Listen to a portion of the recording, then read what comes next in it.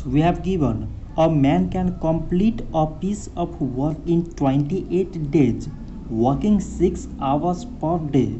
How many hours per day must he work to complete it in 21 days? So here is the relation between number of days and working hours. So working 28 days for 6 hours per day. We must now it is work, so that the work must be complete in 21 days. In 21 days, suppose a man works for x hours per day. So here is number of days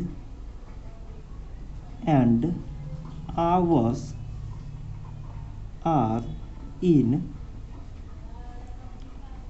indirect relation. So there is indirect relation between the number of days and working hours per day. So we can write 28 by 21 is equals, we can alter these terms, so it becomes x by 6. So 28 by 21, this 6 in divide, move in opposite side, it becomes multiply, equals x. So 3 times 7 mean 21, 3 times 2 mean 6, and 7 times 4 means 28.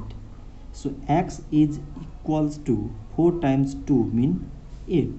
So the worker should work for 8 hours so that the work may be completed in 21 days.